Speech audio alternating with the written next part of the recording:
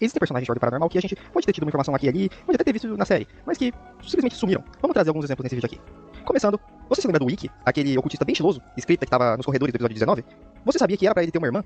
Bom, na verdade ele tem uma irmã, que já foi apresentada, já apareceu, junto com ele no episódio 6. E era pra ela estar no episódio 19 também, num puzzle de caixas, que ela ia ficar jogando caixas na direção dos agentes. Mas pelo episódio tá muito grande, o Celt resolveu cortar. Mas dado a isso, o irmão dela acabou morrendo. A gente nunca mais teve nada dela. Ela apareceu uma única vez no episódio 6 e ficou por isso, não aparecendo nem em Calamidade. Talvez ela esteja buscando uma vingança, talvez ela tenha abandonado essa vida, talvez o Celt tenha esquecido, provavelmente não. E certamente veremos ela em Apocalipse. Ou talvez alguma missão paralela, em alguma outra coisa. Mas ela tá por aí. Uma das últimas escritas que sobraram. O nome dela, Mashta, é uma referência, provavelmente uma referência, né, que não é claro, a Mashta de Kish, que é o nome do primeiro rei sumério da dinastia Kish. Essa curiosidade tá no Wiki, eu não ia fazer ideia disso se não tivesse no Wiki. Muito obrigado de novo, Wiki, por estar fazendo seu grande papel ajudando a comunidade. E ainda se mantendo dentro dos scriptas, em Calamidade, ocorreu a guerra entre os scriptas, a ordem Hellhunters e os Scripter, e vários estavam lá e morreram. Vários que foram apresentados em Calamidade e outros até em Descongelação. Mas teve um ocultista que apareceu em Calamidade, que foi apresentado em Calamidade, e não foi pra essa guerra. Pelo menos a gente não viu ela. E tem pouquíssima coisa sobre ela, e já foi o suficiente pra ela ter alguns fãs. Eu incluso nesse meio. Que é a Blair. Ela tem... A gente mal tem coisa sobre ela. A Wiki é muito curtinha, então dá pra descrever a aparência física dela, que é cabelo roxo, cega, segurando um livro, tatuagens e afins. E o meu único fator de se importar com ela é porque ela não tinha por que não aparecer. Ela parece fraca. Ela só usou o ritual de cura no Boris. E não fez mais nada além disso. Mas Blair é um nome bem tenso, remete diretamente à bruxa, que é uma coisa que a gente não viu sendo explorada em Ordem Bruxas, que seria uma temática bem interessante. Então, tudo me leva a crer que nós teremos alguma coisa no futuro envolvendo ela. Ou pode ser no Senado. Ela pode ter morrido e for fora da tela, apesar de eu duvidar um pouco. Porque vocês sabem como é que Celt é. Não pode ter uma oportunidade que vai ter coisinhas sobre. Ai, bonitinha, nossa assistente. Usa o Melo fica ruim não. Que bonitinha. Ela tá tipo, olhando pra vocês. Ah, eu posso ajudar em alguma coisa? A gente quer saber onde é pra ir. O menino ali falou que a gente tinha que subir no escritório, mas... Parece que eles cercaram a líder dessa missão no escritório de cima. Você... Olha pra mim, menina. Você tava lá nessa hora? Eu acabei de ser transportado pela Ana. Desculpa. Não, sem problema. Você quer descansar um pouco ou tá bem? Eu tô pensando se você fazer alguma coisa, não. Não, só se você quiser ir com a gente. Ou você quer ficar por aqui esperando? Eu posso começar se você quiser que eu acompanhe. Vai da tua vontade. E eu vou andando. Não, mas aí fudeu, que aí não tem vontade, não sei se você percebeu. Eu vou andando. Não, ela tá tímida, mas talvez ela quer companhia. Eu não quero forçar ela, eu só vou andando. Pra ver se ela vai atrás. Vocês vão passando, então, pela mansão. Eu vou pegar vocês aqui. Tomara que vá, porque eu gostei dela. Ela vem acompanhando vocês mais distante de trás. Eu vou estar muito... E pra finalizar esse trio de escritas, temos o Alfredo Leônia. Isso mesmo, pra você que não lembra, ou que não viu Calamidade, tem um traidor dentro da família Leônia, que traiu toda a família, principalmente o líder da família, o Marcos. Que ele não pôde fazer nada porque o Alfredo estava prendendo ele dentro do cofre. Mas basicamente ele se sentiu humilhado pela família desde sempre, e na oportunidade que ele teve, ele traiu a família, deixando que os escritas matassem todo mundo e é os guri. Daí, depois que o Marcos morreu e o Alfredo teve a oportunidade de conversar com o Gal e companhia, ele se uniu aos escritos. E também teve cicatrizes em formato de sigilo de conhecimento que o Gal fez nele. Eu lembro desse momento porque ficou bem marcante na minha memória. Eu gosto de tatuagens escritas.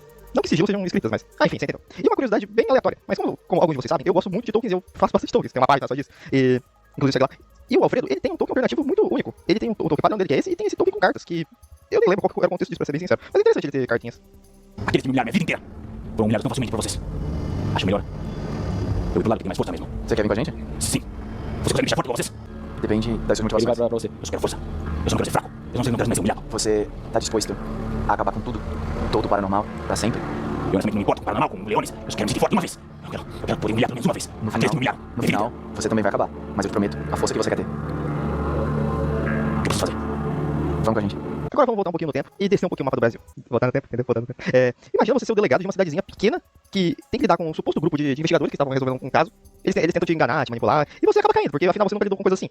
E ao final, quando você encontra eles de novo, depois de 20 minutos eles entrarem numa floresta e te enganarem, você encontra um deles sem braço, um morto, dois quase insanos e uma 50 anos mais velha. Então. Estou falando do nosso querido Victor Hot, que ganhou uma aparência nova na HQ, tá aí na telinha. Ele usava um token bem, qualquer coisinha antes. E tudo leva a crer que ele voltará a aparecer. Principalmente considerando que já foi confirmado que em Apocalipse nós teremos Carpazinha de novo. Então acredito que ele terá que lidar só com o Arthur. Que talvez ele já até conhecesse o Arthur, né? Imagina, ele encontra ele de novo e ele tá completamente transformado pelo paranormal. Bom, e também, o que será que aconteceu com o nosso querido Victor Hot? Será que ele tentou entender o porquê que aquele incêndio aconteceu? Será que ele tentou ir para Santo Berço? Será que ele encontrou com um certo Dante cego que resolveu ir pra Carpazinha cego sozinho? Não sabemos, mas descobriremos em Apocalipse. Estou deveras animado para essa temporada, meus queridos. E ainda se mantendo entre policiais, durante a sessão 0 de Calamidade, a gente conheceu o Felipe Fermino, que era um policialzinho bem retraído de Bariguará. E ele era fã da Ordem, ele queria participar da equipe da Ordem. E ele sobreviveu, né? Passou bem perto de morrer, mas foi curado e está vivo por aí em algum lugar. Talvez encontremos ele novamente. Mas é mais provável que a gente encontre ele numa missão secundária do que em Calamidade por si só. Porque afinal ele é um policial de Bariguará. Eu duvido que eles vão voltar pra Bariguará. Mas quem sabe, né? O Celt e o Stefano e o Biff são imprevisíveis. Mas vejamos o que o tempo aguarda para o nosso grande Felipe Firmino. Agora vamos falar de um caso bem interessante. Tá vendo esse personagem aí? Bom, ele é um muambeiro que foi usado como exemplo no Sobrevivendo Horror para essa trilha. Mas que originalmente ele era um personagem para aparecer em Calamidade. É um NPC criado em 2021. E só que ele nunca acabou aparecendo porque o objetivo original de Calamidade era ter mais episódios do time dos scriptas. Era pra ter mais 10 episódios, mais de 10 episódios, uma coisa assim. E ficou inviável porque, né, era muito difícil fazer isso, principalmente com a produção que tinha na época. Talvez isso mude em Calamidade, que tem altos palpites sobre isso, mas que deixa pra um vídeo só sobre Apocalipse, eu falei Calamidade. É Calamidade parte 2, mas pra Apocalipse talvez isso mude, tem algumas teorias, mas enfim. E esse tal personagem, chamado Klaus Zakav, era pra aparecer na storyline deles, só que acabou sendo cortado.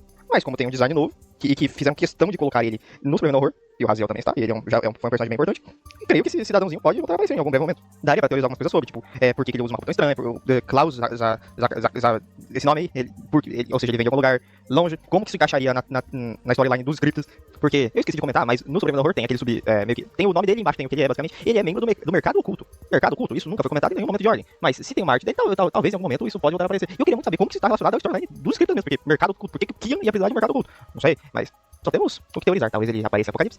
E é isso. É uma situação bem interessante, um personagem curioso, no mínimo. Agora vamos colocar uma personagem que sofreu, que provavelmente ainda está sofrendo, e tudo isso por causa de uma marcada, que é a Margot. Você não deve, talvez não lembre de nome, mas é essa boneca aqui. Ela era uma gêmea de uma dupla de gêmeos que eram conectados mentalmente. Eles meio que eram conectados desde sempre, eles eram praticamente uma mente só para dois corpos. Não precisa exatamente descrição, mas é basicamente isso.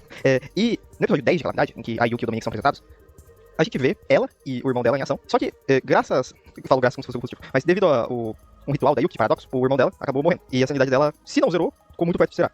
Eu tenho quase certeza que zerou, pra falar a verdade. E isso parece ter acarretado em um momento mais complicado pra Yuki dentro do Split, mas pode ser que não também. A gente vai ver em Apocalipse. Mas eu acho que ela vai voltar de algum modo. Porque é uma situação bem interessante, né? Imagina você sempre ser conectado com outra pessoa e você perde ela.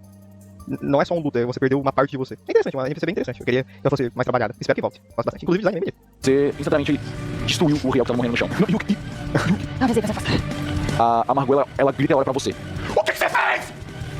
A Desiree, ela olha. O que você fez? Você tá maluca? Foi a Yuki, ao invés de estar andando pra cima, o Fabrício fala com ela, a Margot vai correndo pra cima da Yuki te atacar. Oh my Meu god. Deus, Margot, foco, porra! Pode? Pra tentar acalmar ela, ela tá enlouquecendo. E adianta usar diplomacia? Sim, se você for treinado, sim. Tá, calma, deixa eu ver se eu sou treinado. Eu sou treinado. Você tá, eu não tenho, mas eu tenho língua de prata. Que aumenta mais um no atributo envolvido no teste. Eu vou jogar, permite? Eu permito você fazer isso. Vai. Ela fala, porque a gente precisa conversar depois. A Margot vem correndo pra cima de você e a Desiree segura ela não deixa. Calma, Margot, calma! Essa é a ação das duas. Nice. Deixa eu ver se ela deixa de enlouquecer com a Desiree. Me deixa. Ela enlouquece e mata a Desiree. Porra, língua de... Tá, a Desiree salva a Margot de enlouquecer. Ah, esse Desiree é Ela bota a mão no ombro. Pensa no Mark, pensa no que o Mark faria. A gente precisa depois, eu também, eu não entendi, mas pensa no Mark. E a Margot começa a chorar e se agacha no chão, chorando muito. Você olha, tipo, a Margot, ela olha pra você assim, ela tá completamente desolada. Você nunca viu ela assim, ela perdeu literalmente metade de quem ela era. Ela tá olhando assim pro vazio. Tá vazio. Mestre. E por último, esse eu deixei pro final porque, pra mim é o mais estranho. Não por uma questão de lore, mas por uma questão narrativa. Imagina assim, você é o mestre, você faz uma campanha, uma temporada, e você sabe que no final os personagens vão ter ido pro futuro. Sim, eu tô falando de Sidon, se é do outro lado. Você faz isso, e você, nos 45 do segundo tempo, coloca pra aparecer um suposto par romântico, um possível par romântico de um personagem. Qual que é o intuito disso? Porque você sabe que eles vão ir pro futuro e não vai ter como ter esse par romântico. E sim, estou falando da Hiro, que apareceu por um momentinho só, na cena lá no cena do outro lado, uma cena que ela tava jogando no arcade, daí o Guizo vai lá e eles se dão bem, é uma cena bem engraçada e fofa. E narrativamente isso é muito estranho, pra você colocar esse NPC lá especificamente. Você tem que ser ou muito sádico, ou esse personagem tem que ter alguma coisa estranha por trás. E pra ele ter dado uma ênfase que ele deu, que o mestre deu um certo ênfase pra Hiro, eu acho que tem alguma coisa por trás dela. Até porque é uma lanchonete, café, não lembro qual era, mas é uma pizzaria no meio do nada. Pra ela ir lá só pra jogar arcade, talvez ela soubesse de algo. Oi? Você vem sempre aqui? No meio da estrada? É? Na verdade, sim. Qual a sua música favorita? Você é você. Eu... A minha também! Qual o seu nome? Guizo. Qual o seu nome? Rito. Eu não vi, eu fico só olhando assim, tá vendo? Pra gente conhecer. A gente vai se ver, com certeza. Ela fez assim, deixa você pisca. Ela faz outra coisa. Eu preciso ir. Tchau. Aí eu viro tipo, lágrima.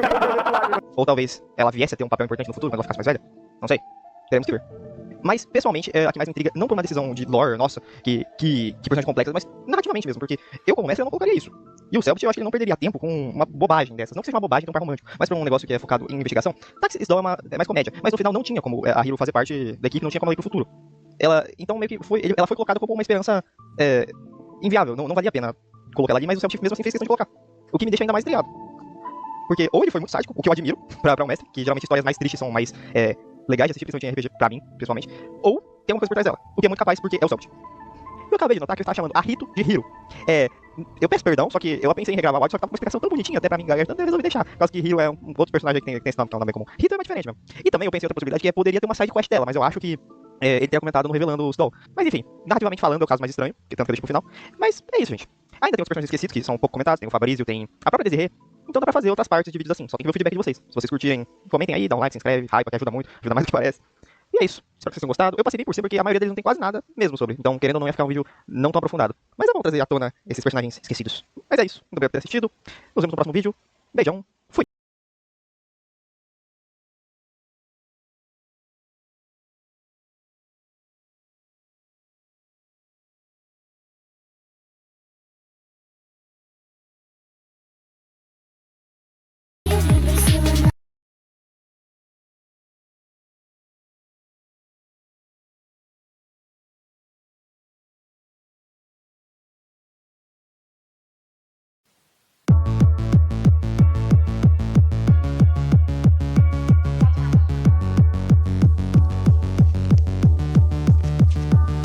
Я дарю тебе свое сердечко, хотя бы на вечность, хотя бы на вечность. Я дарю тебе свою вечность, хотя бы на вечность, хотя бы на вечность. Я дарю тебе свое сердечко, хотя бы на вечность, хотя бы на вечность. Я дарю тебе свою вечность, хотя бы на вечность, хотя бы на вечность. Ты голубой милашка, мой милый кошка-няшка, Мотя XXL, люблю тебя, поверь.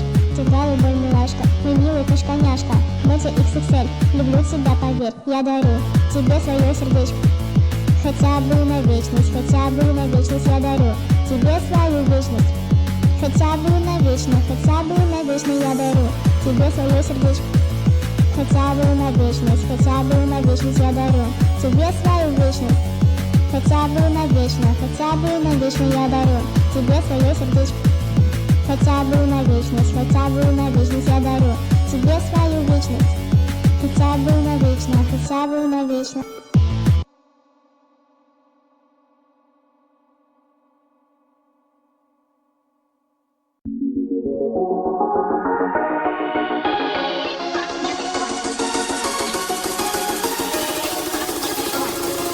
Синий минис Чокопай, ты готов сочеть это дело? Девочка кудряшка пай, по имя Зайка Ева. Синий минис Чокопай, ты готов сочеть это дело? Девочка кудряшка пай, по имя Зайка Ева. Беззаботный месяц светом, ты сидишь одна, кушаешь сладкую пищу, кожу Чокопай. Слушаешь китрэша много в юбочке своей, ты поправила чулочки и идешь за ней.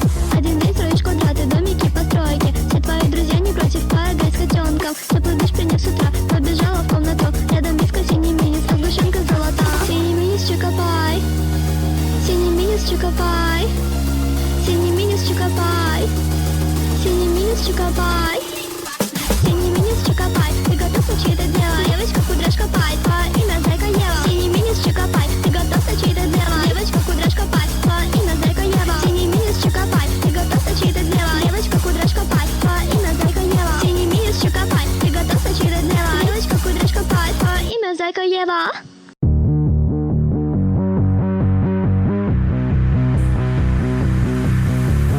Милый убийца, спасибо, спасибо, что ударили меня, измучили меня. Спасибо за боль и за все переживания. Спасибо, спасибо, скажу вам в глаза. Дайте пощечину, горю от стыда. Дайте пощечину, закрою глаза. Дайте пощечину, горю от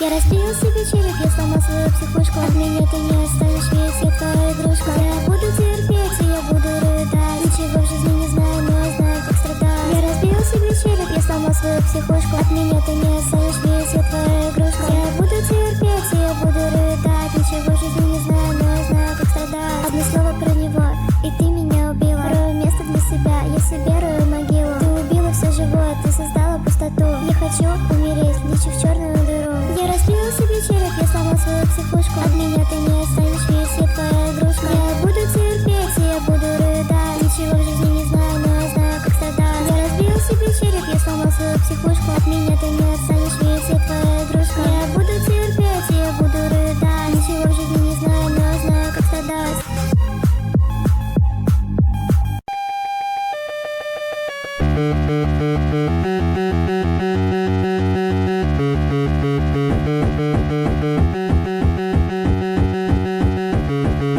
Солнышко на лице набито, до тепла туго соистим. Лучик света исчез несчастно. Боль земля не очень все прекрасно. Первая любовь, грустная мысль, веселая музыка и закрыта дверь. Что же делать без тебя теперь? Солнышко хранит нашу память о себе. Первая любовь, грустная мысль, веселая музыка и закрыта дверь. Что же делать без тебя теперь? Солнышко хранит нашу память о себе.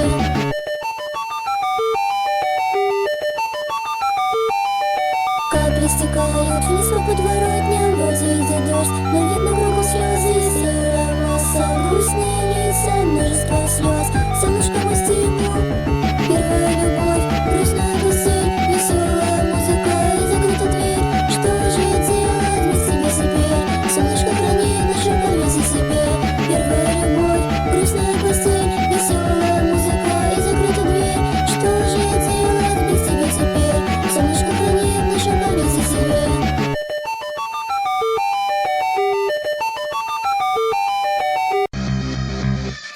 Ты меня не поняла, ты меня забыла. Говоришь мне о любви, но что же это было? Ты меня не поняла, ты меня забыла. Слышу слова о любви, но что же это было? Первый раз ты недовольна, второй тоже не такой. Мы с тобой близнецы, нашей встречи есть любовь. Что не так, не понимаю, ты ебланка, ну и что? Иди в комнату, рыдай, там я кричу, и что, и что?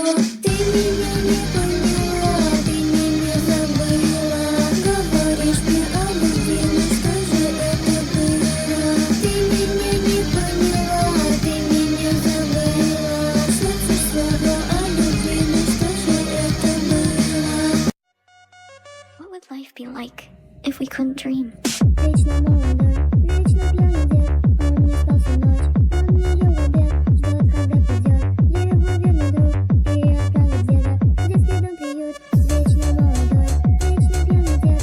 Он не спал всю ночь, он не ел в обед. Ждет, когда придет его верный друг и отправит деда в детский дом приют. Вечно молодой, вечно пьяный дед. Он не спал всю ночь, он не ел в обед. Ждет, когда придет его верный друг и отправит деда в детский дом приют. Королева школы, королева класса, ему разбило сердце. Депутат умер, а он все ждет ее в их любимом парке. What would Она life be не like придет, if we она couldn't уже dream? скончалась. Вечно молодой, вечно пьяный дед. Он не спал всю ночь, он не ел в обед. Ждет, когда придет его верный друг и отправит деда в детский дом приют. Вечно молодой, вечно пьяный дед. Он не спал всю ночь, он не ел в обед. Ждет, когда придет его верный друг и отправит деда в детский дом приют. Вечно молодой, вечно пьяный дед. Он не спал всю ночь, он не ел в обед. Ждет, когда придет его верный друг и отправит деда в детский дом приют.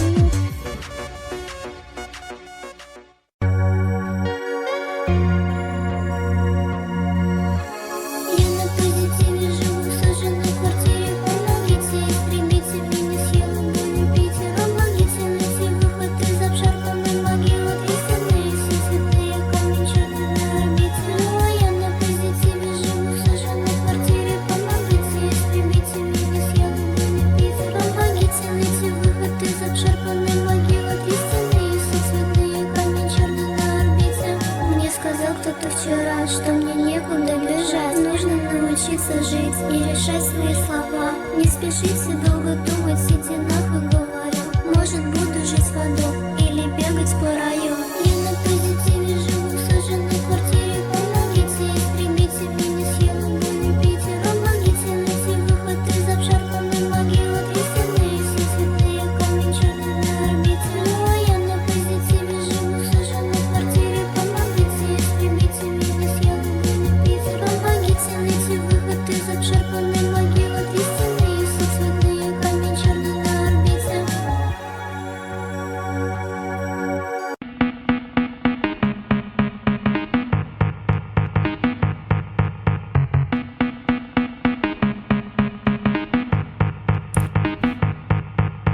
Молодой парень очень весело смеется, девушка с ним заодно. Высыхают ее слезы много километров в час. Давят сильно ее кости, мальчик врезался в машину, стекло проснуло с собой кожу. Быстрая смерть, переворот точила, он хотел ее забрать. Вместе умереть мужчине, вся перевернулась, быстро ее выбросила нахуй. Она вылезла со сколков и пошла скорее к маме. Суицидник упал, машина взорвалась. Как она выжила, ей повезло опять. Мир просыпается снова и снова. Машина убила больного идиота. Быстрая смерть, переворот точила, он хотел ее забрать. Вместе умереть мужчине, вся перевернулась, быстро ее выбросила нахуй. Она вылезла со сколков и пошла скорее к маме. Идиот смотрит, умоляя о прощении. Она жалобно смотрела, под глазами текут тени. Руки, ноги, все в осколках, лучше так, но быть живой. Истекает кровью, мальчик не вернется больше он. Быстрая смерть, переворот точила, он хотел ее забрать. Вместе умереть мужчине, вся перевернулась, быстро ее выбросила нахуй. Она вылезла со сколков и пошла скорее к маме.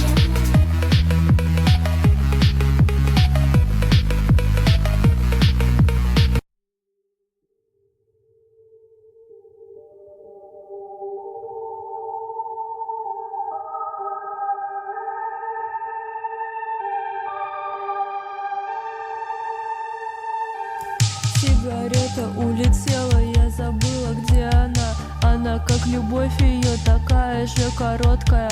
Если выживу сегодня, позвоню тебе, ты знай. Думаю, что сегодня сдохну, но звоночка ожидай. Я хотел, я точно утоплюсь, все будет ночью. Или я нашел смешной подарок, упоролся порошком. Я истер все свои руки, искусал до кости гной. Я хочу скончаться долго, будет ночью или днем. Я хотел, я точно утоплюсь, все будет ночью. Или я нашел смешной подарок, упоролся порошком. Я истер все свои руки, искусал до кости гной. Я хочу скончаться долго, будет ночью или днем. Сигарета полетела прямо внутрь организма. Не хватает, так ее мне незачем страдать и жить. Я ей позвонил недавно, она трубку не взяла.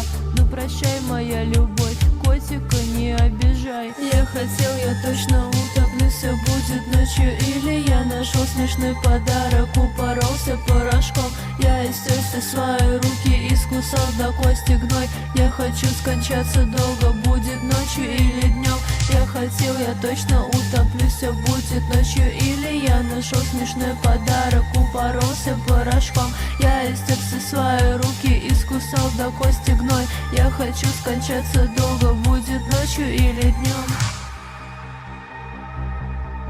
Ненавижу все подряд, и только ты моя звезда. Я заебал, я заебался, заебала, не катит, еще раз повторяю. Ты моя звездочка на голове у искусственного робота. Но я уверен, что все будет хорошо. Хорошо, за не коснулся твоих глаз, не плечо. Твои прикосновения оставили ожог. Я ненавижу красный и белый порошок. Но я уверен, что все будет хорошо. Хорошо, за не коснулся твоих глаз, не плечо. Твои прикосновения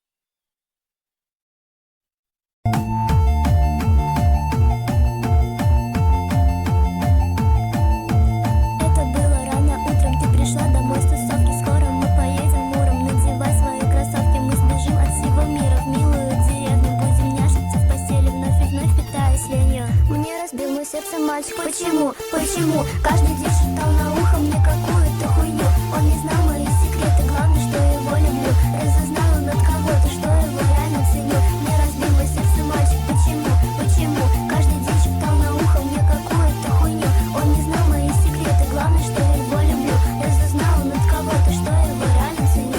Мне разбил мое сердце мальчик, почему каждый день шептал на ухо мне какую-то хуйню. Он не знал мои секреты, главное, что я его люблю. Разузнал он от кого-то, что я его реально ценю. Мне разбил мое сердце мальчик, почему каждый день шептал на ухо мне какую-то хуйню. Он не знал мои секреты, главное, что я его люблю. Разузнал он от кого-то, что я его реально ценю.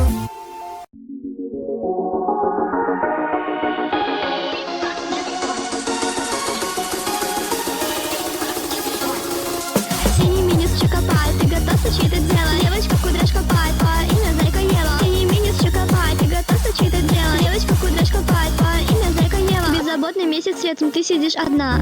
Кушаешь сладкую пищу, кожа Чокопай. Слушаешь китайша много в юбочке своей.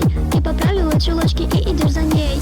Один день строишь квадраты, домики, постройки. Все твои друзья не против поиграть с котенком. Теплый душ приняв с утра, побежала в комнату. Рядом миска синий минис, а сгущенка золота. Синий минис Чокопай. Синий минис Чокопай. Синий минис Чокопай. Синий минис Чокопай. Синий минис Чокопай, ты готов сочеть это дело? Девочка кудряшка пай, по имя Зайка Ева. Синий минис Чокопай, ты готов сочеть это дело? Девочка кудряшка пай, по имя Зайка Ева. Синий минис Чокопай, ты готов сочеть это дело? Девочка кудряшка пай, по имя Зайка Ева. Синий минис Чокопай, ты готов сочеть это дело? Девочка кудряшка пай, по имя Зайка Ева.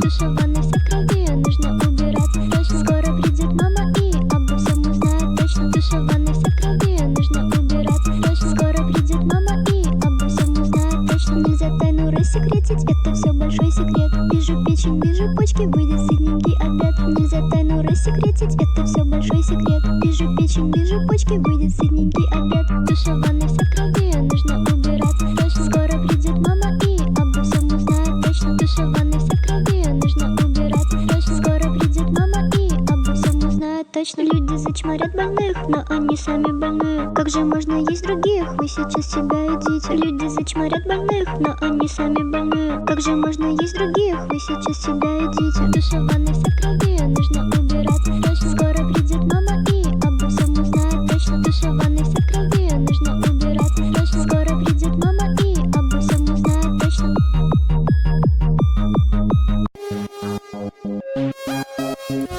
Никто ничего не подозревал тогда. Я тебя убила, сбил, но всем все равно. Я повесил свой труп внутри перехода. А никто не видит, видится вспомнив взгляд. Никто ничего не подозревал тогда. Я тебя убила, сбил, но всем все равно. Я повесил свой труп внутри перехода. А никто не видит, видится вспомнив взгляд. Так запустила страдать, так я не хочу спать. Я устал так умирать. Не хочу все ждать опять. Никто ничего не подозревал тогда. Я себя убила, сбил, но всем все равно. Я повесил свой труп внутри перехода. А никто не видит, видится свой взгляд. Никто ничего не подозревал тогда. Я себя убила, сбил, но всем все равно. Я повесил свой труп внутри.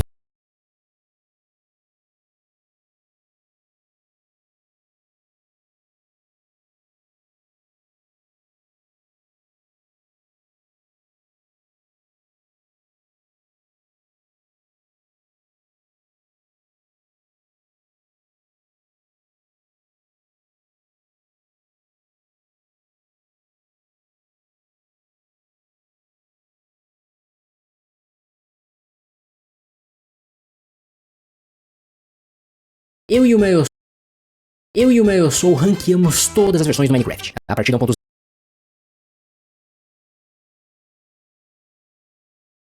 Eu e o meu Soul ranqueamos todas as versões do Minecraft. A partir do 1.0. Senão esse vídeo ia ter 5 horas em vez de 1. A gente analisou todas pra decidir se aquilo que tanto dizem é verdade. O Minecraft é Eu e o Mailson ranqueamos todas as versões do Minecraft, a partir do 1.0, senão esse vídeo ia ter 5 horas em vez de 1. A gente analisou todas pra decidir se aquilo que tanto dizem é verdade. O Minecraft era melhor antigamente ou isso é apenas efeito da nostalgia. Nesse vídeo você vai descobrir, mas a gente não só fez uma tier list, de todas as versões. A gente também jogou a 1.0, a 1.5.2, a 1.9.4, eu acho, isso aí, a 1.16.5. Além também de ter feito uma conclusão lá na 1.21.10. Em todas essas versões que a gente jogou, a gente fez um monte de palhaçada e ficou muito engraçado. Então ao longo do vídeo você vai ser surpreendido por a gente jogando nessas versões. A 1.16, na minha opinião, ficou mais legal de todas. Então eu espero que você aí goste, é um estilo totalmente diferente do que eu faço aqui no canal, não sei se vai dar certo ou vai dar errado, mas o interessante é tentar. É isso aí, veja esse vídeo que deu muito trabalho de fazer. Fala galerinha do YouTube, estamos aqui com esse novo jogo que acabou de lançar agora aqui em 2011. Fala aí, Maionese! Ele é muito legal, ele é novo. E olha que legal que tem nele.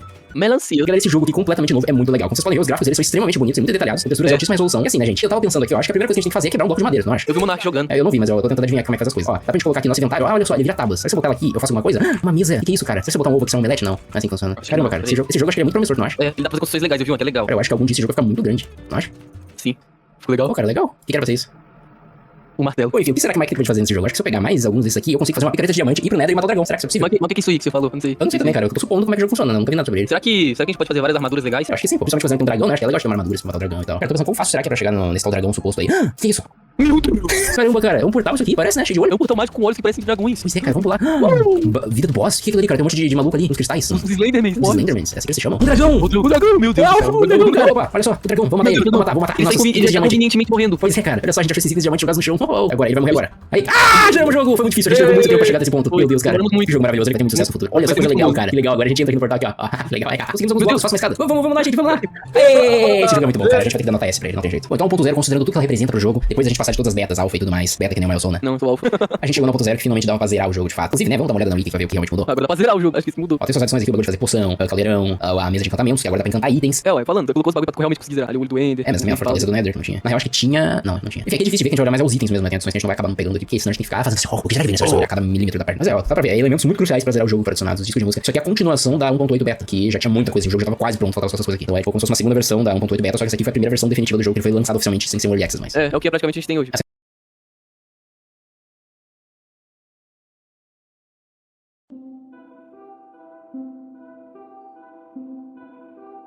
Mesmo o Minecraft atualmente sendo considerado o maior jogo da história, pelo menos em vendas, ele teve um início simples, sendo um projeto de paixão de um programador sueco chamado Marcus Persson, mais conhecido como Notch, que iniciou seu projeto no início de 2009. E lentamente, a cada atualização, a base de fãs do jogo só aumentava. E isso veio muito pelo fato da interação que o Notch tinha com o público ser bem grande, o que fez com que, de certa forma, o Minecraft seja o jogo com desenvolvimento mais documentado da história, sendo que basicamente existe uma linha do tempo bem explicada em que momento cada coisa foi colocada no jogo e também removida. Eu sinto um estranho fascínio pelos primeiros meses de existência desse jogo. Eu sinto que a sensação que ele passava era muito diferente da qual o jogo passa hoje em dia. E tudo que o jogo deixou para trás do seu desenvolvimento é o que eu gostaria de falar sobre no vídeo de hoje. Afinal, pode não parecer, mas o Minecraft possui muita mídia perdida em torno dele, com as várias versões que não estão disponíveis atualmente e estão completamente perdidas, além de mecânicas que foram implementadas nessas versões que nunca estiveram disponíveis para serem jogadas, e até algumas que foram removidas do jogo e foram completamente esquecidas. Então por isso, hoje vamos dar uma olhada em um Minecraft que era muito diferente da sua versão moderna e já foi esquecida pelo tempo.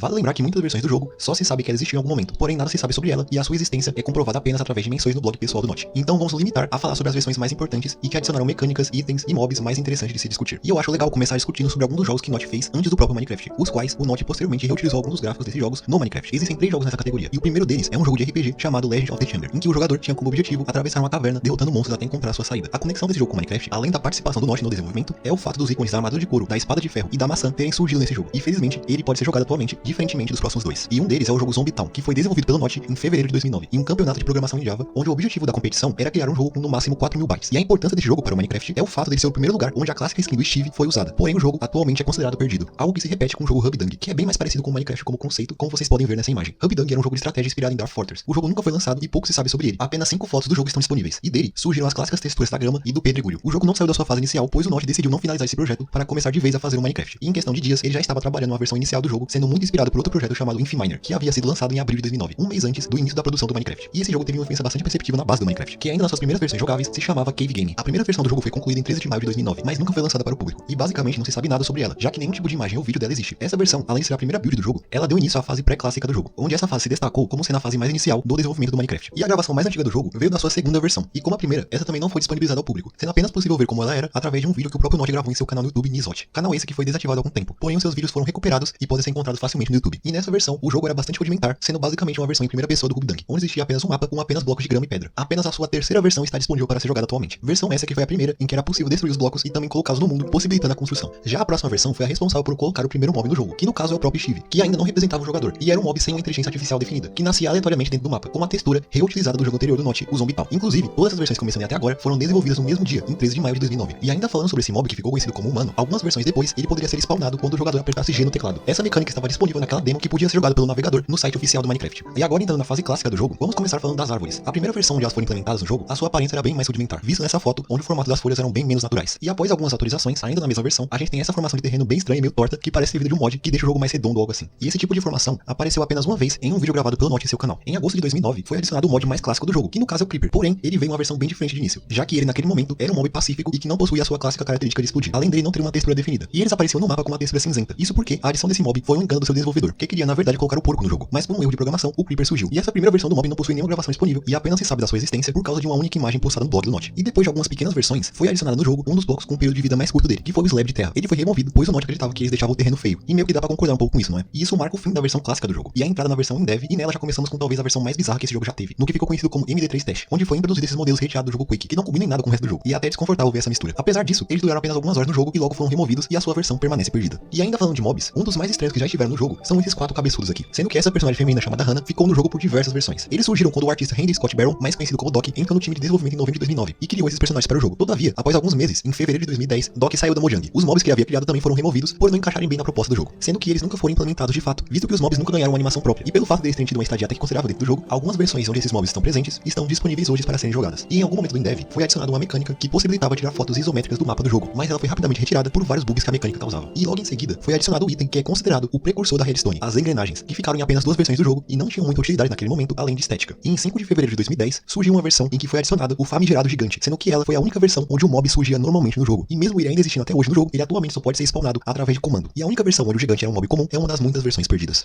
E com o fim da fase em dev, chegamos à quarta fase do jogo, a Infidev, que surgiu após a atualização que fez o mapa do jogo ter uma geração infinita, o que fez com que, obviamente, a sua primeira versão fosse bem bugada, como visto nessa imagem, onde a geração de mundo ainda precisava de vários ajustes. E foi no início da Infidev que uma mecânica temporária surgiu, onde quando um player ou algum esqueleto atirasse com arco e flecha, um mob aleatório surgia. Essa mecânica surgiu de uma forma temporária para facilitar a obtenção de um determinado item. E uma estrutura que foi adicionada ao jogo e rapidamente removida foi a pirâmide de tijolos, que apareceu em locais pré-determinados dentro do jogo e que poderiam ser encontradas através de coordenadas. Ela não possuía nenhum interior e nenhuma função no jogo, e depois de 3 versões ela foi removida por problemas de geração de terreno. Além disso, por um breve período de tempo, um artista 3D chamado Paul Spooner desenvolveu alguns scripts de criação de terreno para o jogo, e o resultado do seu trabalho é impressionante, principalmente quando se fala de árvores. Infelizmente, seu trabalho não durou muito tempo, e rapidamente o script do terreno voltou a ser mais parecido com o que a gente conhece hoje, o que torna mais trágico o fato de a versão onde ele trabalhou estar completamente perdida, com apenas algumas imagens sobreviventes. E foi durante a alfa do jogo, quando a equipe estava implementando a mecânica de dimensões no jogo, e foi nesse período que surgiu a famigerada Dimensão do Céu, que começou a ser desenvolvida após a implementação do Nether. Mas apesar dela ter sido trabalhada, o conceito nunca foi finalizado. E essa mecânica abandonada foi a que posteriormente inspirou a criação de um dos mods mais famosos da história do Minecraft, o Aether, que utilizou de alguns scripts do projeto original para desenvolver a criação de terreno do mod. E esse conceito, depois de um tempo, foi alterado para a criação do The-End, que foi adicionado durante a beta do jogo. E falando do The-End, essa é a primeira screenshot do boss do Minecraft, o Ender Dragon, ainda em uma versão inicial que nunca foi disponibilizada ao público.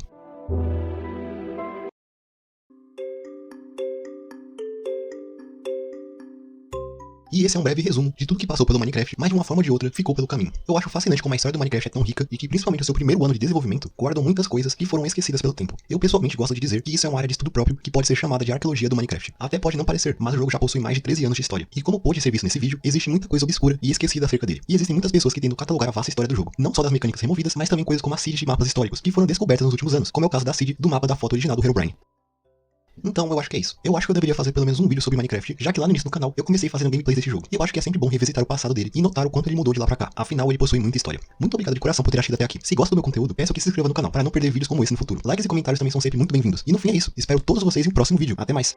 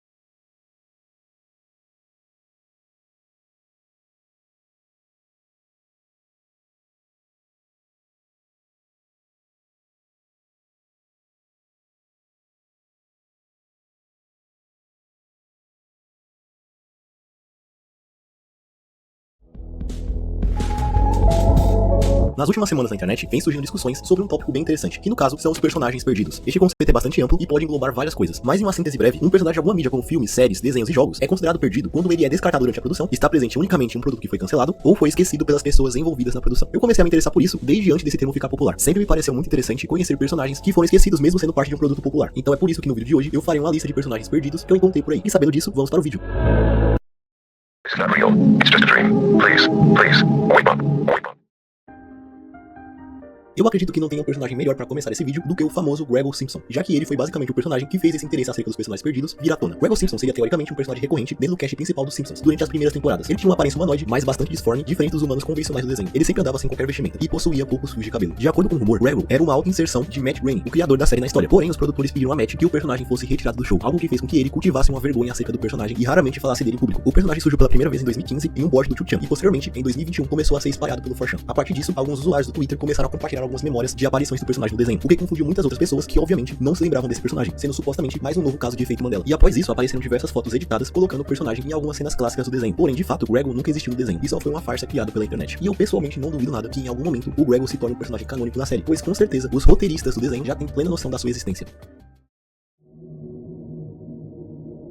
E assim como o caso do Gregor, há pouco tempo atrás surgiu na internet um rumor de um personagem não utilizado que foi encontrado nos arquivos do jogo New Super Mario Bros. De Nintendo DS. O seu nome seria Scribbles Finger, que seria uma espécie de fantasma que sempre apontaria para a frente com a sua única mão. E também de acordo com o rumor, em uma entrevista com Shigeru Miyamoto, quando o entrevistador menciona Finger, Miyamoto se recusa a dar qualquer declaração sobre o personagem, além de aparentar ter ficado bastante incomodado com a menção de Finger. O rumor surgiu graças a uma página do Twitter focada em criar conteúdo cortado falso de videogames, onde eles fizeram uma postagem apresentando o Finger para o mundo. E esse post fez com que muitas outras pessoas fizessem montagens colocando esse personagem em vários outros jogos do Mario, como em Mario 64, onde o Finger aparece dizendo: "Você não pode me ignorar para sempre, Mario", o que traz mais ainda uma sensação de medo acerca deste personagem, que como você já deve saber, assim como o caso anterior, Finger é apenas mais uma criação da internet. Mas agora falando dos casos reais, eu acho interessante começar com a Tartaruga Fingida, ou The Mock Turtle no original. Ela é um personagem que aparece no clássico livro Alice no País das Maravilhas, escrito por Lewis Carroll, sendo descrita como a cabeça de uma vaca num corpo de uma tartaruga. Porém, o que faz com que ela seja considerada uma personagem perdida é pelo fato de que ela não está presente nas duas adaptações mais famosas do livro, sendo o filme e animação da Disney lançado em 1951 e a adaptação em live action também produzido pela Disney, lançado em 2010. E essas faltas fizeram com que a Tartaruga Fingida se tornasse uma personagem que não se consolidou dentro da concepção popular sobre esse universo, mesmo estando no material original. Mas no início da produção do filme de 51, houve planos para introduzi-la no filme, porém, a personagem foi cortada para melhorar o ritmo do filme. Contudo, ela deu as caras fora das páginas do livro algumas vezes, porém, em materiais bem obscuros, como um comercial animado lançado em 1956 e numa adaptação para filme lançada em 1933, que é um combustível para pesadelos. Mas a Tartaruga Fingida não é o único personagem que foi perdido por causa de adaptações, já que nas adaptações mais conhecidas de Senhor dos Anéis, não temos a presença do polêmico Tom Bombadil. Ele é considerado por muitos leitores como um personagem bastante descartável, já que ele não adiciona basicamente nada à história, além da sua passagem pelo livro tomar um bom tempo para ser desenvolvida. E por causa disso, o personagem não está presente na adaptação mais conhecida da série, que é a trilogia de filmes dirigida por Peter Jackson, além da adaptação animada lançada em 1978. Porém, o personagem tem uma aparição em carne e osso bastante inusitada, já que ele aparece na versão de Senhor dos Anéis feita na União Soviética em 1991. Pelo menos alguém lembrou dele, né?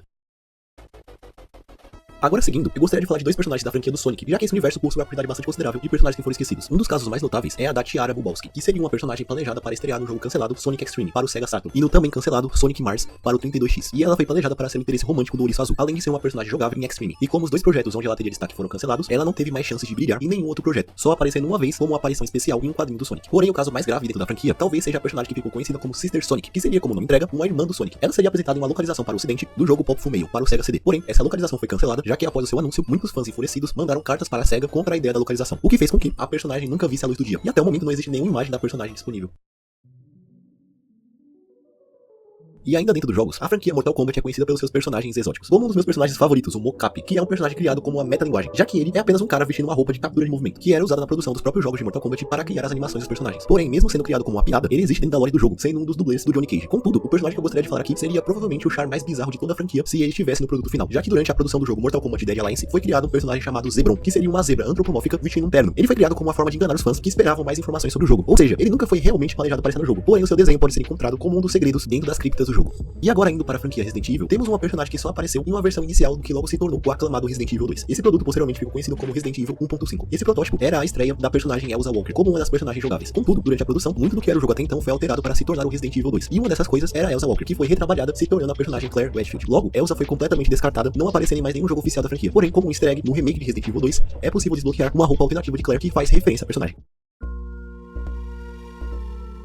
Dentro de Bob Esponja, existem alguns personagens que são criados para dar mais vida à ambientação da série. Personagens que não são nomeados, porém aparecem de forma regular no desenho como figurantes. Em Bob Esponja, esses personagens são conhecidos como Incidentals. E eu acredito que você consegue lembrar de algum dos mais icônicos, como o 6, o 40 e o 41, que além de serem personagens recorrentes dos episódios, alguns deles já protagonizaram cenas bastante memoráveis, como esta cena do Incidental número 6. Chocolate! Chocolate! Chocolate! Porém, dentre os vários figurantes que foram criados para a série, tem um que chamou a atenção de muitas pessoas por simplesmente sumir por mais de 20 anos, sendo o Incidental número 70. Ele fez a sua primeira aparição no episódio Pickles da primeira temporada, e continuou aparecendo de forma regular durante a primeira e a segunda temporada. Porém, como eu tinha dito antes, de uma hora para outra, o personagem simplesmente nunca mais apareceu em um episódio da série. E ao longo dos anos na internet, ele cultivou uma pequena base de fãs que constantemente contatavam pessoas que trabalhavam no desenho para que ele retornasse para o show. E isso só aconteceu em 2021, quando o personagem finalmente reapareceu, mas não no desenho do Bob Esponja, e sim no spin-off protagonizado pelo Patrick no episódio Just in Time for Christmas. E uma rápida aparição que, apesar de não ter sido bombástica, foi o suficiente para agradar a sua base de fãs.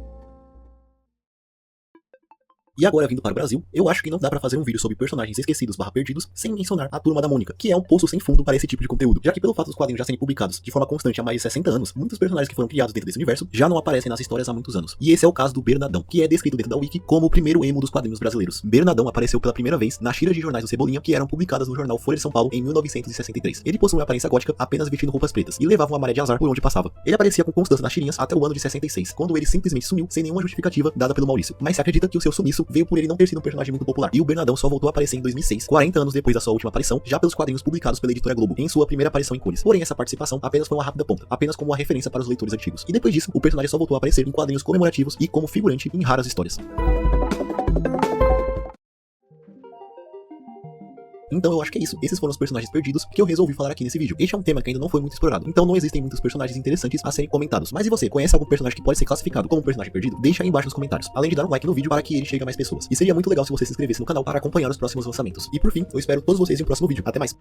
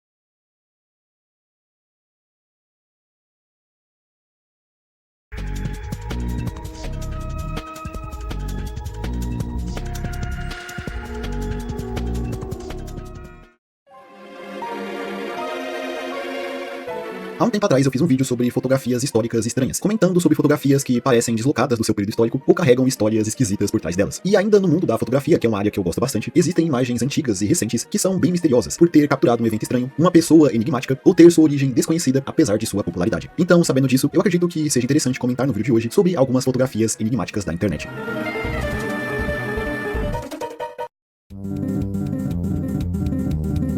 Começando com um tópico um pouco engraçado, temos o que talvez seja a imagem de um produto pirata mais conhecida da internet, a infame mochila Sonic Harry Potter Obama. Essa é uma daquelas imagens que todo mundo que usou por tempo suficiente a internet já viu em algum momento. Nela existe uma mochila sendo vendida em algum camelô que tem o Sonic estampado com cores bem diferentes do Sonic original e os nomes Harry Potter e Obama ao redor dele. Apesar de ser um grande meme na internet e já ter gerado diversas fanarts e trabalhos inspirados nela, ninguém parece saber a origem dessa imagem em particular. Segundo o site Tinai, as primeiras incidências dessa imagem na internet ocorreram em torno de fevereiro de 2010, aparecendo em sites que são inacessíveis hoje em dia. Porém, é possível que a imagem corre à web antes disso. Pessoas na internet especulam sobre onde essa foto foi tirada, como aqui mesmo na América do Sul ou em algum lugar do Sudeste Asiático, onde, convenhamos, produtos dessa natureza são bem comuns. Se especula também que essa combinação inusitada de Harry Potter, Sonic e Obama surgiu da junção de 3 tópicos populares na época da confecção dessa mochila, indicando que ela esteve à venda, seja lá em qual parte do mundo, entre 2008 a 2010, com 2008 sendo o ano em que o Barack Obama venceu as eleições para presidente dos Estados Unidos. Outro mistério relacionado a essa fotografia é aonde exatamente essa mochila mostrada nela está. Será que alguém de fato a comprou? Se sim, quem exatamente? Provavelmente nunca saberemos, mas se a mochila original de alguma forma aparecer por aí na internet, ela pode valer bastante se for ofertada em algum site por aí. Mas de momento precisamos nos contentar com recriações feitas por usuários da internet mesmo.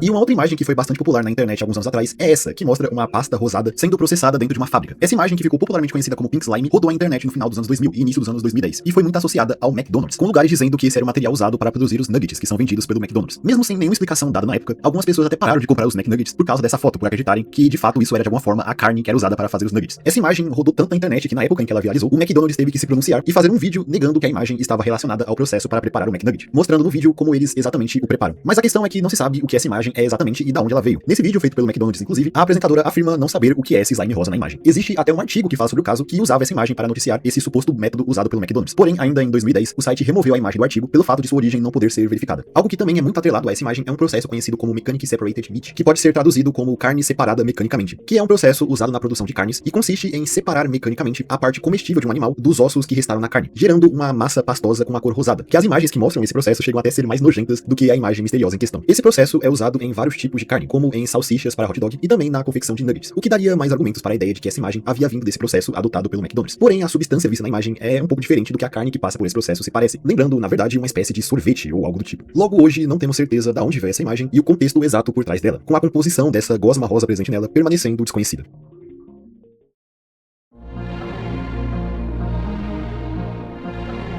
Quando falamos de supostas fotografias de criptídeos, algumas vêm à mente, como é o caso daquela clássica foto do monstro do Lago Ness. Entretanto, há também supostas fotografias de uma criatura não muito comentada no meio, o Skunk Ape. O Skunk Ape, nome que pode ser traduzido como macaco gambá, é um criptídeo do estado da Flórida, considerado uma das diversas variações do pé grande. Ele é descrito como um primata bípede que pode medir de 1,5 a 2 metros de altura, e tem seu corpo coberto por uma pelagem amarronzada. O Skunk Ape viveria nos pântanos da Flórida, um bioma que não se encontra nenhum tipo de primata, muito menos um grande primata, semelhante a um gorila e orangotango, espécies que não são encontradas nas Américas. E quando você pesquisa sobre o Skunk Ape na internet, existem duas imagens que se destacam, que são essas que vocês estão vendo, que, como podem ver, foram tiradas no mesmo lugar, mostrando a mesma criatura, que no caso parece ser um primata se escondendo entre a vegetação durante a noite. Essa fotografia foi tirada no ano 2000 na cidade de Sarasota, que fica localizada no oeste da Flórida. O xerife do condado local recebeu essas duas fotografias junto de uma carta anônima enviada por uma moradora desconhecida da cidade, que alegava que essa criatura estava roubando as maçãs de sua varanda. Essa mulher, acreditando se tratar de um orangotango que tivesse fugido de algum zoológico, bateu essas duas fotografias e as enviou para o xerife. Em algum momento essas fotografias foram divulgadas, criando um misticismo em torno delas. A comunidade de criptozoologia considerou essas fotos evidências da existência do tal Skunk Ape, mesmo havendo céticos que propõem que o animal capturado na imagem não é exatamente o criptídeo, levantando hipóteses que ele realmente pode ser um orangotango fugitivo, mesmo que não exista nenhuma notícia de um orangotango vagando pela região da cidade de Sarasota durante aquele período. Outros céticos apontam a possibilidade da imagem mostrar um urso negro doente, já que esse tipo de urso pode ser encontrado em algumas partes da Flórida. Também existe a ideia de que a imagem seja uma farsa, com a criatura na foto sendo uma pessoa fantasiada. Mas o fato é que nunca foi comprovado com exatidão o que exatamente está presente nessas fotografias.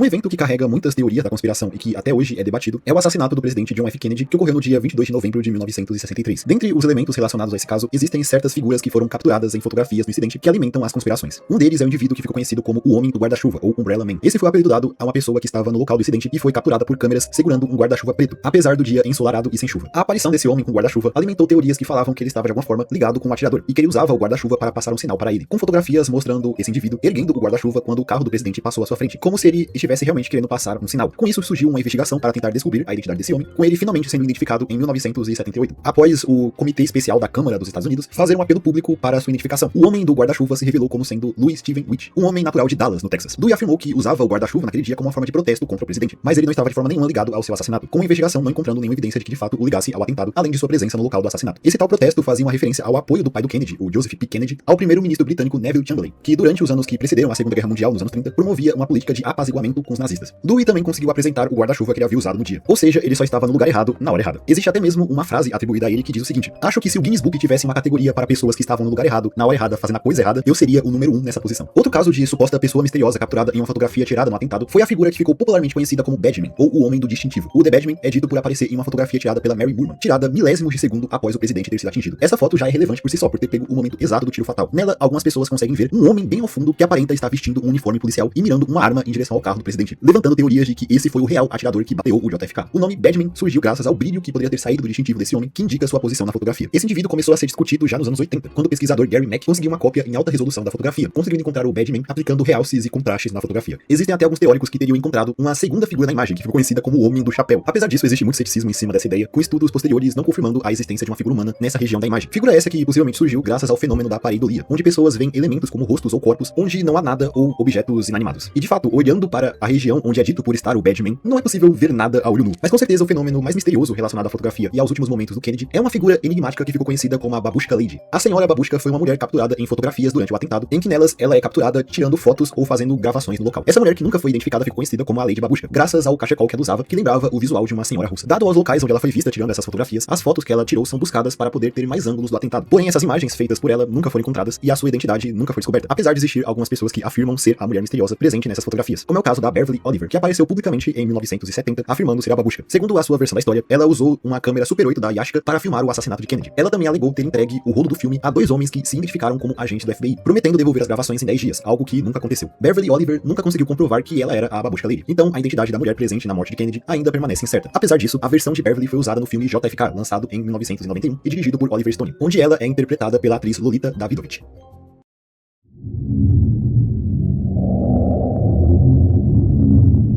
Mídias relacionadas ao 11 de setembro sempre carregam uma atmosfera pesada, justamente pelo que aconteceu naquele dia, que eu não preciso explicar muito. Uma dessas supostas mídias é um dos casos mais infames dentro da comunidade Lost Media, o LOL Superman, que quem sabe sobre o que esse caso se trata sabe o quão controverso ele é. Mas existem poucas imagens relacionadas àquele dia tão misteriosas quanto essa que vocês estão vendo, que de início ela não parece nada demais, mostrando 2 homens de terno conversando na frente de um stand da Bloomberg. Mas o que faz essa imagem enigmática é o fato que ela foi tirada no 107º andar do World Trade Center minutos antes do primeiro avião atingir as torres. Além disso, se sabe que a pessoa que tirou essa foto foi uma sobrevivente do atentado que não sabemos a sua identidade. Os 2 homens nessa imagem são Peter C. Alderman à esquerda e William Kelly Jr. à direita, ambos funcionários da Bloomberg, com o Christopher James Hanley na direita ao fundo, que era funcionário da Radiance. Eles estavam participando de uma conferência organizada pela Risk Waters Group, sendo um congresso sobre tecnologia financeira. Todos que estão nessa foto faleceram no atentado, porém, novamente, a pessoa que tirou essa foto sobreviveu. Se acredita que a foto foi tirada às 8 horas e 15 minutos do fatídico dia, sendo que o ataque se iniciou às 8 horas e 46 minutos, quando a Torre Norte, a primeira torre, foi atingida. Justamente a torre onde estava acontecendo essa conferência. Se acredita também que outras fotos do evento foram tiradas por essa mesma pessoa que nunca viram a luz do dia. E de acordo com informações que eu encontrei principalmente no Reddit, o fotógrafo que às vezes é mencionado como ele e às vezes é mencionado como ela, teria saído do World Trade Center por volta das 8h30 por supostamente ou seu rolo de filme ter acabado ou sua câmera ter quebrado. Existem essas duas versões, o que obrigou sua saída do edifício, salvando-se do atentado. Algo que também chama atenção nesse caso é que essa pessoa estava no 107º andar, e parece que ela conseguiu sair do prédio em menos de 16 minutos. Após isso, essa fotografia chegou nas mãos de um funcionário do New York Times, que a mencionou em um artigo feito em 2002, gerando um mistério em torno dela. E outro fato bem surpreendente sobre esse caso é que o fotógrafo que originalmente iria cobrir esse congresso seria o Ron Jaltz, porém ele foi demitido semanas antes do evento acontecer, e parece que ele já disse em algum momento que essa demissão salvou a vida dele. Inclusive, esse tal Ron Jaltz foi contatado por pessoas buscando mais informações sobre essa foto. Quando ele foi contatado, ele duvidou dessa ideia de que o fotógrafo em questão teria saído do prédio porque seus rolos de filmes acabaram ou sua câmera quebrou, já que, segundo ele e outros fotógrafos profissionais que comentaram sobre o caso, geralmente os fotógrafos profissionais carregam muito filme e câmeras reservas caso a sua principal quebre, justamente para o fotógrafo não precisar sair do local onde ele está trabalhando. Logo, é incerto o real motivo pelo qual essa pessoa por trás dessa foto saiu do World Trade Center antes do atentado acontecer. Algumas dessas informações eu peguei através de um comentário do Reddit feito pelo usuário Between Two Towers, que também possui um canal do YouTube focado em documentar informações sobre o 11 de setembro. Ele contatou todas as fontes principais sobre o caso, como a Bloomberg, o New York Times e a Risk Waters Group, buscando informações sobre a foto, porém nenhuma dessas fontes conseguiu dizer quem era a pessoa por trás dela. Além disso, existe uma pessoa que possivelmente conhece a pessoa que tirou essa foto, sendo ela uma irmã de um dos homens que aparece na fotografia, a Colleen Kelly, irmã do William Kelly Jr., e uma das fundadoras da organização Peaceful Tomorrows, organizada pelas famílias das vítimas do atentado. Em uma declaração que ela deu em 2021, Colleen Kelly se referia à pessoa por trás da fotografia como ela, sendo a primeira vez que a fotógrafa é mencionada como uma mulher. Além disso, Colleen Kelly sustenta essa ideia de que a fotógrafa teria saído do World Trade Center por causa que sua câmera teria quebrado. Mas ainda assim, mesmo com essas informações, a identidade dessa tal fotógrafa ainda é desconhecida, com especulações de usuários da internet que questionam se essa mulher está ainda viva hoje em dia ou não, e a possibilidade dela sofrer ou ter sofrido com a tal culpa do sobrevivente, devido a ela ter conseguido sobreviver ao atentado por um tris, sendo uma condição que afetou muitos que viveram na pele esse dia.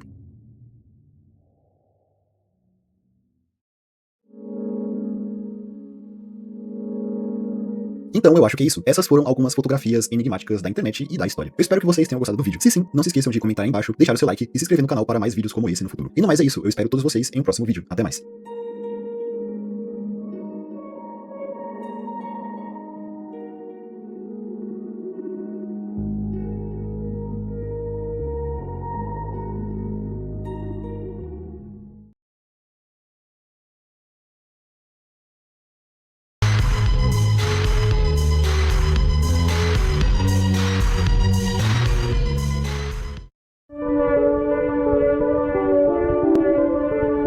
Sejam bem-vindos a mais um vídeo daqui do canal. No vídeo de hoje estaremos voltando um pouco para as origens do canal para falar de algumas Lost Medias brasileiras. Eu decidi fazer um grande compilado de casos variados que eu acho interessantes, que vêm daqui do nosso país. Lembrando que esses casos eu peguei tanto na wiki da Lost Media Brasil, quanto lá no subreddit Brasil Lost Media. Então, sem mais explicações, vamos conhecer 20 casos de Lost Medias brasileiras.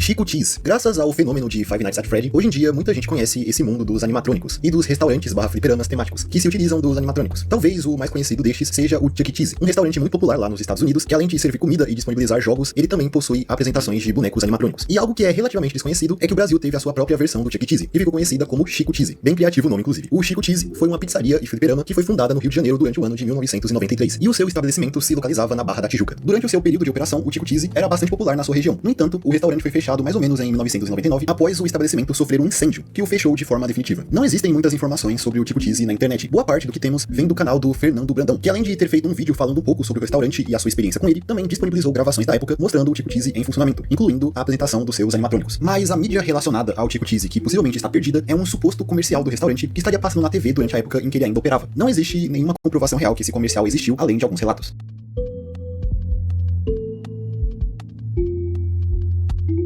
Incidente em Varginha 2, Sombras da Verdade. Incidente em Varginha é o nome de um jogo de FPS feito no Brasil em 1998, feito pela desenvolvedora Percepton, que pelo nome já dá pra presumir que o jogo foi baseado no infame caso do ET de Varginha, um caso ufológico que aconteceu em Varginha, Minas Gerais, em 1996. O Incidente em Varginha é considerado tanto o primeiro FPS brasileiro quanto a primeira grande produção brasileira no ramo dos videogames. Uma sequência para o Incidente em Varginha foi planejado, e ela era chamada de Incidente em Varginha 2, Sombras da Verdade. A produção do jogo foi iniciada e um protótipo dele foi selecionado pela Intel para demonstrar os poderes gráficos do seu novo processador, o Pentium 3. No entanto, o jogo nunca foi finalizado, já que, dado as baixas vendas do primeiro jogo, os desenvolvedores não conseguiram fundos o suficiente para finalizar a sua sequência. Atualmente, apenas algumas imagens do jogo estão disponíveis. Vila do Tiririca. Durante os anos 90 e o início dos anos 2000, a TV brasileira tentou, em diversas ocasiões, repetir o grande sucesso de Chaves, criando séries de comédia que bebiam muito da fórmula do seriado mexicano. O exemplo mais infame disso, com certeza, é o Miguelito, que se tornou um grande símbolo da comunidade brasileira de Lost Media. No entanto, ele está longe de ter sido o único. Um outro caso se trata da também infame Vila do Tiririca, que tinha como principal chamariz ter a participação do humorista Tiririca, que estava no auge da sua carreira durante a exibição do programa. A Vila do Tiririca era exibida pela Rede Manchete, iniciando sua transmissão no ano de 1997. E o programa seguia uma fórmula bem parecida com Chaves, com um elenco de personagens vivendo em uma vila, com alguns personagens que eram até baseados em músicas do humorista, como é o caso da Florentina. No entanto, o programa não conseguiu uma audiência satisfatória, sendo cancelado no ano seguinte, em 1998, com 10 episódios produzidos. Desses 10, apenas um está completamente disponível na internet, havendo também alguns outros trechos de episódios disponíveis.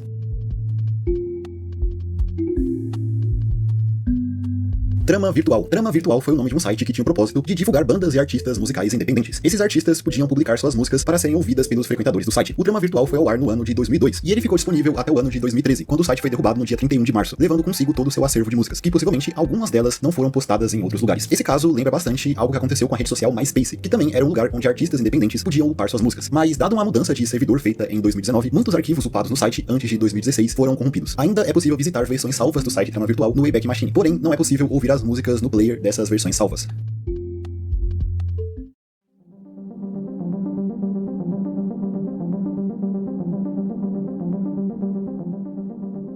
Animania. Animania foi um programa produzido pela TV Brasil e a TV Brasil, indo ao ar pela primeira vez em 26 de outubro de 2006, exibido tanto nessas emissoras quanto na TV Cultura a partir de 2009. O Animania era um programa totalmente voltado a falar de animação, com apresentadores fantoches que recebiam e entrevistavam pessoas de dentro da indústria da animação nacional, explicando os bastidores de produzir uma animação. O host do Animania era um personagem conhecido como Zeca 2D. Animania foi transmitido até o ano de 2013, tendo sido produzido cerca de 200 episódios. Boa parte do material de Animania está atualmente perdido, tendo apenas um único episódio completo e diversos trechos de outros episódios disponíveis no YouTube.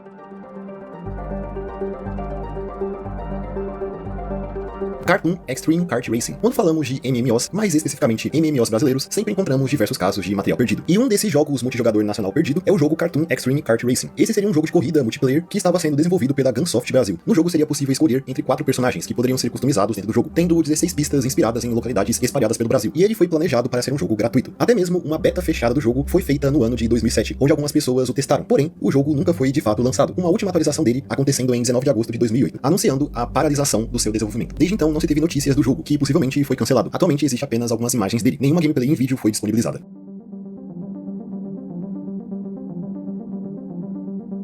A Grande Família 1972. Acredito que muita gente saiba disso, mas de qualquer forma, ainda é válido dizer que o seriado A Grande Família, que foi produzido entre 2001 a 2014, é na verdade um remake de uma série que a Globo produziu lá no ano de 1972, que também se chamava A Grande Família. A série começou a ser transmitida em 1972, sendo inicialmente inspirada em uma série americana chamada All in the Family, ou Tudo em Família, como ficou conhecido no Brasil, sendo uma adaptação que pegava muitos elementos da série original. Foi só em 73 que A Grande Família começou a ser uma série que retratava uma família mais próxima da realidade brasileira, sendo uma obra que também sofria bastante censura pela ditadura militar. A série foi produzida até o ano de 1975, gravando 112 episódios, e um especial de Natal feito 12 anos depois, em 1987. E por ser uma série muito antiga, muito do material da Grande Família original está atualmente perdido. Existem apenas 4 episódios completos, o especial de Natal e uma chamada disponível. A maior parte do conteúdo do seriado ainda está perdido.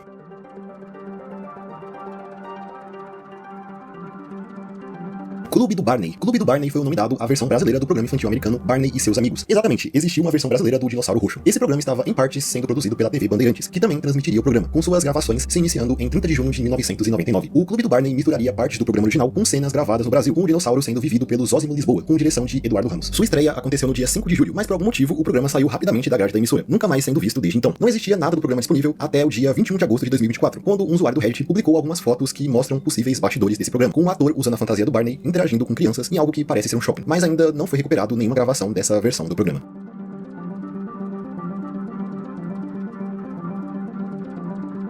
Vila Sésamo. E como falamos da adaptação brasileira de Barney, eu acho que também é legal falar sobre a adaptação brasileira de Vila Sésamo. O programa original americano por si só tem muitas Lost Medias, mas ele nem se compara com a sua versão brasileira. Essa versão foi uma coprodução da Rede Globo e da TV Cultura, sendo transmitida em ambas as emissoras a partir de 12 de outubro de 1972, tendo um formato bastante parecido com a série original, tendo até os mesmos personagens fantoches que interagiam com as pessoas. O programa foi produzido até 1977, e hoje existem alguns poucos episódios que você pode encontrar no YouTube, mas boa parte da série ainda está perdida. A Chegada do Trem de Petrópolis. Esse é o nome de um dos curtas-metragens que é atribuído a um suposto cineasta chamado Vitório de Maio, junto de um outro chamado Um Artista Trabalhando no Trapézio de Politema. Ambos teriam sido produzidos e exibidos durante o ano de 1897. Eles foram exibidos em 1º de maio daquele ano, no Salão Cassino Fluminense, localizado em Petrópolis, no Rio de Janeiro. Essa exibição é considerada uma das primeiras exibições de filmes em território nacional, mas atualmente tanto A Chegada do Trem de Petrópolis quanto O Artista Trabalhando no Trapézio de Politema estão atualmente perdidos. Mas existem pesquisadores que acreditam que esse tal Vitório de Maio não exatamente gravou esses filmes. Ele, na verdade, teria pegado filmes estrangeiros e mudado o nome, colocando localidades brasileiras nos títulos dos curtas, a fim de chamar mais a atenção do público. Inclusive, existe a possibilidade dessa A Chegada do Trem de Petrópolis ser, na verdade, um filme chamado A Chegada do Trem na Estação, de 1896, feito pelos pioneiros do cinema, os irmãos Lumière, mas não se sabe ao certo.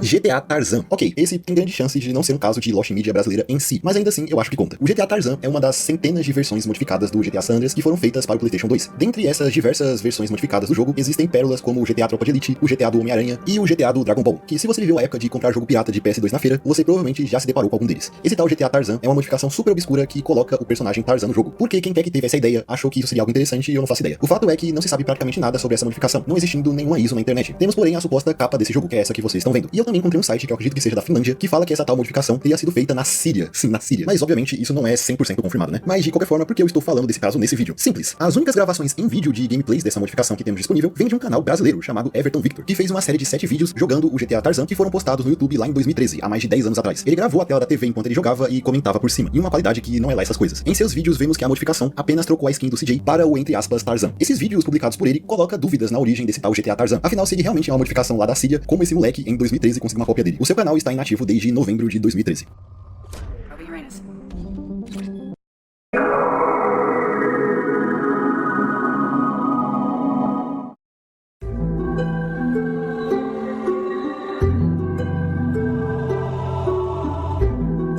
Turma da Mônica na TV. Esse foi o nome de um bloco televisivo que tinha uma duração de cerca de 5 minutos, que era transmitido na Rede Globo dentro do programa infantil Bambu Luar. Ele se tratava de quadros feitos de diversas formas, como animação, live action e atores vestindo fantasias que se utilizavam de personagens da Turma da Mônica. O Turma da Mônica na TV esteve no ar entre 9 de outubro de 2000 a 31 de dezembro de 2001. E após o fim da transmissão desse bloco, o seu material se tornou extremamente raro. Até 2022 não existia nada do Turma da Mônica na TV na internet. Isso só mudou no dia 18 de agosto daquele ano, quando o usuário Central Cartoon publicou um trecho de 3 minutos do programa. Fora esse trecho, nós temos apenas 3 imagens que foram tiradas do programa disponíveis.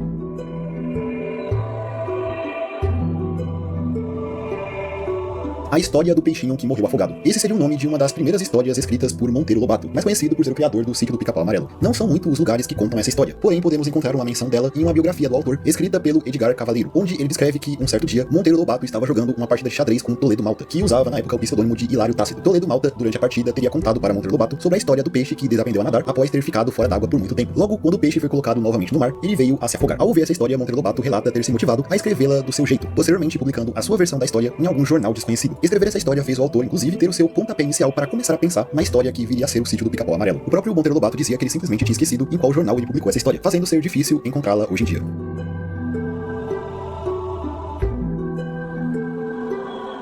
As Aventuras do Capitão Estrela. O mundo dos super-heróis brasileiros é uma grande toca de coelho cheia de Lost Medias, e um desses casos se trata do desconhecido Capitão Estrela. Esse personagem foi criado para promover os brinquedos da marca Estrela, sendo praticamente um mascote da empresa. Ele protagonizou uma série de TV que foi ao ar na TV Tupi entre 30 de abril de 1959 até 10 de agosto de 1960, que mostrava diversas aventuras do personagem tendo que lidar contra supervilões, sendo que, durante a sua exibição, o personagem título foi vivido por diversos atores diferentes. Atualmente não existe nenhuma gravação da série disponível, havendo apenas algumas imagens retiradas dessa série.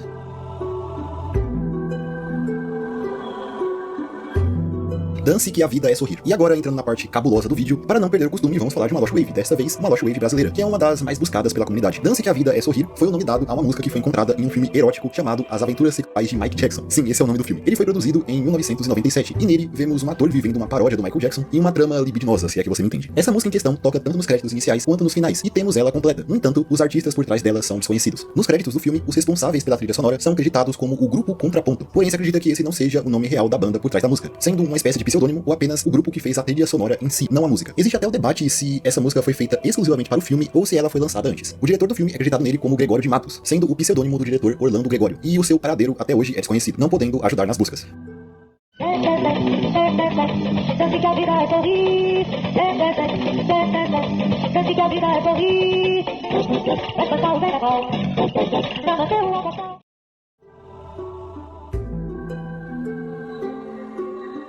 The Big Shit. Esse nome peculiar vem de um filme dirigido em 1998 por Renata Neves, que mistura live action com desenhos animados, sendo que o visual das partes animadas foi feito pelo cartunista Adão Iturrusgaray. O filme também tinha uma participação especial dos membros da banda Raimundos. O filme narrava um dia onde o lixo acumulado dos mares se transforma em um monstro que é batizado com o nome do filme, Big Shit. O filme nunca teve um grande lançamento, tendo tido apenas uma única exibição. Após isso, ele não foi distribuído de nenhuma forma, estando apenas preservado no acervo da Cinemateca Brasileira. Atualmente, existe apenas o trailer do filme disponível.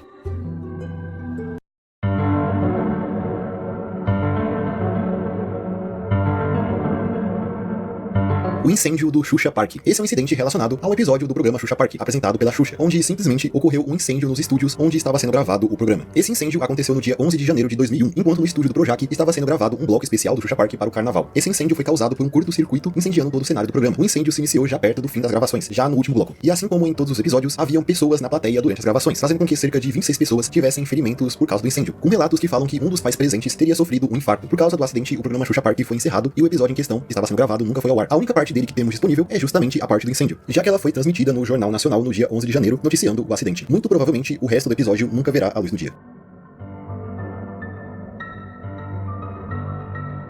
Depravação. Esse é mais um filme nacional perdido que não temos muitas informações sobre. Eu pelo menos não consegui encontrar nem mesmo uma sinopse para essa obra, mas só pelo nome já dá pra especular que o seu conteúdo era bem próprio. Depravação era um filme mudo produzido em 1926, dirigido pelo renomado cineasta brasileiro Luís de Barros. Apesar de ter sido produzido em 1926, ele só foi exibido publicamente em 1932, em uma sessão especial organizada no Cinema Avenida, às 11 horas da noite. Para a exibição desse filme só foi permitido a entrada de homens, já que dá pra especular que no filme tinha muitas cenas de sexo explícito. Atualmente não existe nenhum material do filme disponível. Existe, no entanto, um anúncio da exibição que fala o seguinte: o primeiro filme realista executado no Brasil, o filme mais completo e detalhado que no gênero tem sido apresentado, e que bateu o maior recorde de enchentes e bilheteria com exibições consecutivas durante várias semanas em São Paulo.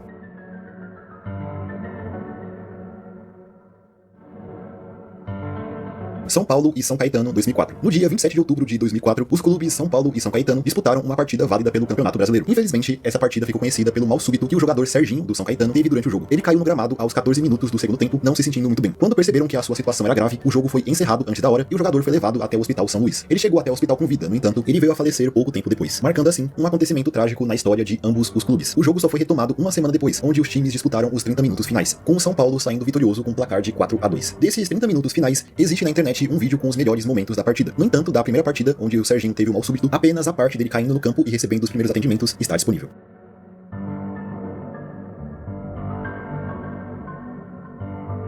O Show da Noite. O Show da Noite foi um programa televisivo de entrevistas transmitido na Rede Globo a partir de 26 de abril de 1965, posteriormente sendo encerrado já em 30 de agosto do mesmo ano. E essa passagem curta pela TV guarda uma história bem pesada. O apresentador do Show da Noite era o Glaucio Gil. Ele abriu o seu último programa do Show da Noite com a seguinte frase: hoje é sexta-feira, 13 de agosto, dia Asiago. Mas até agora vai tudo caminhando bem, felizmente. Pra quem não sabe, Asiago significa algo como algo que traz má sorte. Essa frase se tornou infame, já que após 10 minutos do início do programa, que era ao vivo, Glaucio Gil começou a passar muito mal. Ao ver que o apresentador não estava muito bem, a produção encerrou abruptamente o programa, o que deixou todo mundo que assistia em casa assustado. É dito que muitos espectadores correram até os estúdios da Globo para ter alguma notícia do que estava acontecendo. E lá, eles souberam que Glaucio Gil havia sofrido um ataque cardíaco e morrido logo em seguida, enquanto apresentava seu programa. Ele tinha apenas 32 anos. O programa foi posteriormente apresentado pelo Paulo Roberto até o dia 30 de agosto, quando ele foi cancelado. Atualmente, nenhuma gravação do programa Show da Noite está disponível, incluindo os momentos finais de Glaucio Gil.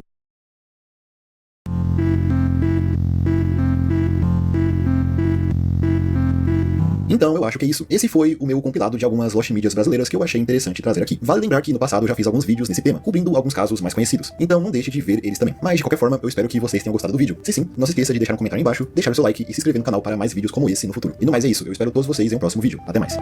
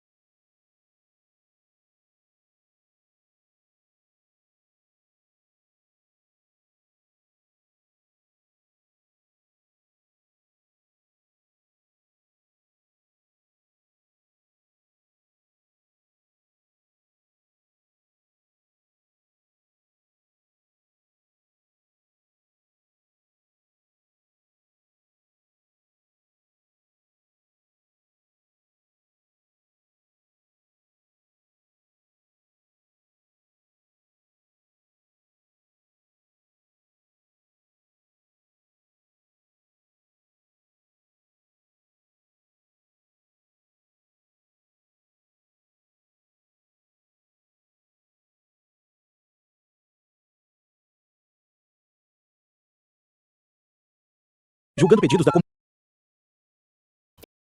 como você... O que você...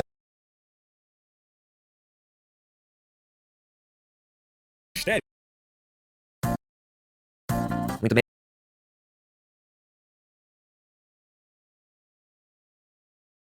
Você já viu esses lugares? Eles aparecem em centenas de vídeos sobre Frutigiraeiro, mas quase ninguém sabe se eles realmente existiram. Alguns eram só marketing, já outros eram lugares reais. Eu resolvi investigar de onde eles vieram. E pra descobrir se esses lugares eram reais ou não, eu comecei procurando pistas, imagens repetidas, nomes, qualquer coisa que me ajudasse a saber de onde isso vinha. E no meio dessa investigação, um nome começou a aparecer o tempo todo. Pra começar, bom, tem um lugar, não é bem um lugar em si, mas sim essas cidades ou cenários que aparecem nessas famosas imagens do Frutigiraeiro. E a pergunta que fica é, de onde vêm essas imagens?